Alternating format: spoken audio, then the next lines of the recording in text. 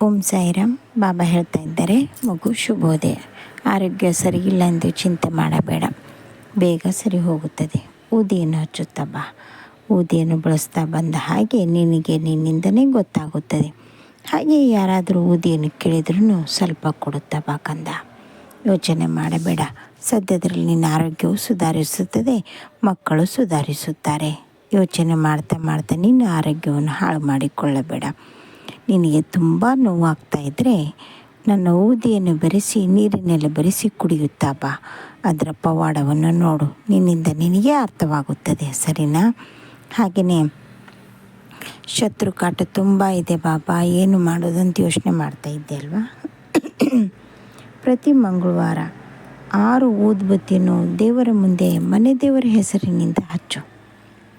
ಹಾಗೆಯೇ ಸೈಂದ್ರ ಲವಣ, ಈ ಉಪ್ಪನ್ನು ನೀನು ರಾತ್ರಿ ಮಲಗುವಾಗ ನಿನ್ನ ಮನೆಯ ಮೂಲೆ ಮೂಲೆಗೂ ಹಾಕುತ್ತಾ ಬಾ. ಬೆಳಗ್ಗೆ ಎದ್ದು ಹೊರಮಗ್ಗಲಿಗೆ ಕಸನ್ನು, ಒಳಮಗ್ಗಲಿಗಲ್ಲ,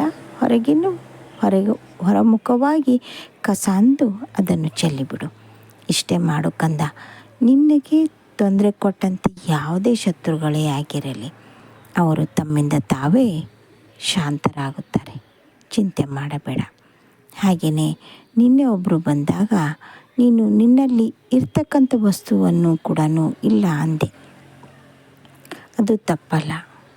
ಅವರಿಗೆ ಕೊಟ್ಟಿದ್ದರೆ ನಿನಗೆ ಅವರು ವಾಪಸ್ ಕೊಡ್ತಾ ಇರಲಿಲ್ಲ, ನಿಜ. ಆದರೆ ಈ ಗುಣವನ್ನು ಪದೇ ಪದೇ ಬಳಸುತ್ತಾ ಬಾ. ಯಾಕಂದರೆ ನೀನು ಇಲ್ಲ ಅನ್ನೋದೇ ತುಂಬ ಕಡಿಮೆ. ಮೈ ಮೇಲೆ ಎಲ್ಲ ಸಮಸ್ಯೆಯನ್ನು ಹಾಕಿಕೊಂಡು ಬಿಡುತ್ತೀಯ. ನಿನಗೆ ಶಕ್ತಿ ಮೀರಿ ಆದರೂ ಆ ಕೆಲಸವನ್ನು ಮಾಡಿಕೊಡೋಣ ಅಂತ ಮಾಡುತ್ತೀಯ. ಬೇಡ, ಅಷ್ಟೊಂದು ತೊಂದರೆದಾಯಕವಾಗಿ ಮಾಡುವಂಥದ್ದೇನೂ ಇಲ್ಲ. ನಿನ್ನಿಂದ ಆಗೋದಿಲ್ವಾ, ಅದನ್ನು ಅಲ್ಲಿಗೆ ಬಿಟ್ಟು ಬಿಡು. ಹೌದು ಕಂದ, ಇಲ್ಲ ಅಂದರೆ ಅದನ್ನು ಮಾಡಲು ತುಂಬ ಕಷ್ಟವಾಗುತ್ತದೆ. ಚಿಂತೆ ಮಾಡಬೇಡ. ನಿನ್ನ ಗಂಡ ಹೇಗೆ ಹೋಗಿದ್ದಾನೋ ಹಾಗೆ ಪುನಃ ಮನೆಗೆ ವಾಪಸ್ ಬಂದೇ ಬರುತ್ತಾನೆ. ಮಕ್ಕಳ ಬಗ್ಗೆ ಚಿಂತೆ ಮಾಡಬೇಡ. ಅವನಿಗೋಸ್ಕರ ನೀನು ಪೂಜೆ ಪುನಸ್ಕಾರ ಅಂತ ಮಾಡೋದೇನೂ ಅವಶ್ಯಕತೆ ಇಲ್ಲ, ಬಂದೇ ಬರುತ್ತಾನೆ. ಯಾಕಂದರೆ ಮಕ್ಕಳು ಮರಿ ಅಂತ ನೆನಪಾಗುವಂಥ ಸಮಯ ಬಂದಾಗಿದೆ. ಮನಸ್ಸಿನಲ್ಲಿ ಮೂಡೆಯಾಗಿದೆ. ಚಿಂತೆ ಮಾಡುವಂಥ ಅವಶ್ಯಕತೆ ಇಲ್ಲ. ನಿನ್ನ ಕುಟುಂಬ ಸರಿ ಹೋಗುತ್ತದೆ, ದಾಂಪತ್ಯ ಕುಟುಂಬವೂ ಸರಿ ಹೋಗುತ್ತದೆ. ಚಿಂತೆಯ ಅವಶ್ಯಕತೆ ಇಲ್ಲ ಕಂದ. ಯೋಚನೆ ಬಿಟ್ಟು ಬಿಡು, ನೆಮ್ಮದಿಯಿಂದ ಇರು. ಎಲ್ಲವನ್ನು ನನ್ನ ಪಾದಕ್ಕೆ ಹಾಕಿದ್ದೀಯಲ್ವ, ನಾನೇ ನೋಡಿಕೊಳ್ಳುತ್ತೇನೆ. ಮುಂಬರುವ ದಿನಗಳಲ್ಲಿ, ಇನ್ನು 3 ತಿಂಗಳಲ್ಲಿ ನೀವು ದಂಪತಿಗಳು ಸಹಿತ ಸತ್ಯನಾರಾಯಣ ಪೂಜೆಯನ್ನು ಮಾಡುವಷ್ಟರ ಮಟ್ಟಿಗೆ ಚೆನ್ನಾಗಾಗುತ್ತದೆ. ಆಯಿತಾ? ಧೈರ್ಯ ಇದೆಯಾ? ನನ್ನ ಮೇಲೆ ನಂಬಿಕೆ ಇದ್ದರೆ ನನ್ನ ಪಾದಕ್ಕೆ ನೀನು ಎಲ್ಲ ಚಿಂತೆಯನ್ನು ಬಿಟ್ಟು ಬಿಡು. ಯೋಚನೆ ಬಿಡ್ತೀಯಲ್ವಾ? ಸರಿ, ಮಕ್ಕಳ ವಿದ್ಯಾಭ್ಯಾಸದ ಕಡೆಗೆ ಯೋಚನೆ ಮಾಡು.